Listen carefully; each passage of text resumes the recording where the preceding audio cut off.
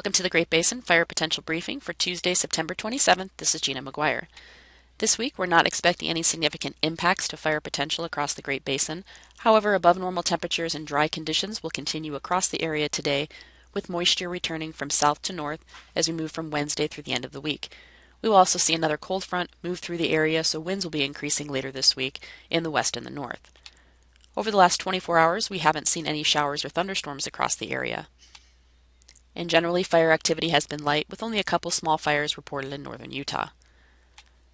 Over the last 1 to 4 weeks, we have had precipitation mainly over the eastern half to two-thirds of the Great Basin. This precipitation last week brought season-ending rains to much of Idaho, Wyoming, Utah, and into eastern Nevada. However, drier conditions have continued over southern and western areas. Even over the last 30 days, the precipitation we have seen over the eastern two-thirds of the area has generally been well above normal. However, still drier areas include southwest Utah into southern Nevada, parts of the Arizona Strip, and then into western and northern areas as well, where any precipitation that we have seen has been well below normal. How this translates into our current fuel conditions: with the much wetter conditions we've seen over the eastern two-thirds of the area, ERCs have declined significantly and are below the 50th percentile. Still in the drier areas of southern and western Nevada up into the west central Idaho mountains, ERCs have decreased but are still between the 50th and 70th percentile and have been increasing with the recent warm and dry conditions. Now looking at the water vapor satellite loop from this morning, strong high pressure still dominates the Great Basin today, keeping above normal temperatures and dry conditions in place. An area of low pressure over the Baja Peninsula will move northward, and this will push moisture into the southern portion of the Great Basin on Wednesday for a return of showers and thunderstorms. This moisture will push further north over the eastern half of the area as we move through this week.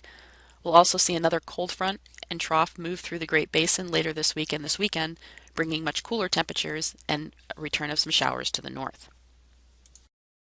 Today, as that ridge of high pressure remains across the area, again we'll continue to see warm and dry conditions with still generally low fire potential, with the exception of some of the drier areas in the west and south where we'll continue to see low to moderate fire potential. Looking at conditions today, we will see the lowest relative humidity in the single digits or near 10% over the western half of the area, with humidity much higher as you move further east, with generally light winds area-wide. By Wednesday, we will start to see this ridge of high pressure move eastward as moisture starts to push north into southern areas of the Great Basin, out ahead of a deeper trough off the west coast. Again, low fire potential is expected in most areas, with moderate fire potential on the west side. Relative humidity will still remain low over western areas on Wednesday, but will be increasing in the south as that moisture pushes north. We also will see showers and thunderstorms return to the south, and we may see some gusty outflow winds near these storms. Otherwise, winds will remain light in other areas. By Thursday, this trough deepens off the west coast, and we will see an increase in winds over western areas and also that moisture move further north into the eastern half of the Great Basin, again making it all the way up into Idaho for a return of showers and thunderstorms. This will continue to decrease fire potential in the south, but still remain moderate on the west side, on the drier side of the area. On Thursday, relative humidity will still remain in the teens over western Nevada, and winds will also be increasing, with southwest wind gusts around 30 miles per hour. Further east, we may see some gusty outflow winds with thunderstorms, but for the most part, lighter wind flow is expected.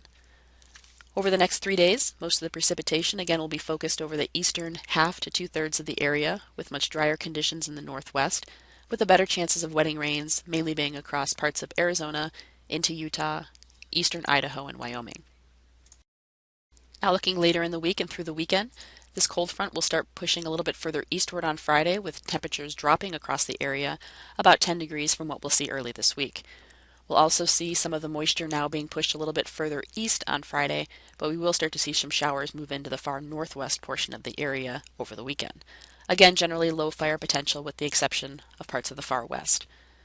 As we move into Saturday and Sunday, this cold front moves through the area, and it will bring some moisture to northern and western sides of the Great Basin, along with much cooler temperatures. Temperatures will drop 15 to 20 degrees as we move through the weekend from what we'll see early this week. The best chances of rainfall over western and northern areas that have been dry will be later on Sunday, as this area of low pressure tracks further east, and this will also be decreasing fire potential in those western areas that have been much drier. By Monday, this low opens up and moves further east, bringing a chance of showers and thunderstorms to many areas of the Great Basin, again with decreasing fire potential. The overall amount of forecast precipitation, including what we'll see in the next few days and totaling for the next week, we will see at least some showers in most areas of the Great Basin. Again, over western Nevada, any showers will likely be much lighter than what we'll see further east. Over the 8 to 14 day outlook, which takes us through the first week in October, as these troughs of low pressure move through, we will continue to see better chances of below normal temperatures across the Great Basin with above normal precipitation. That concludes our briefing for today. If you have any questions, feel free to contact us. Thank you for listening.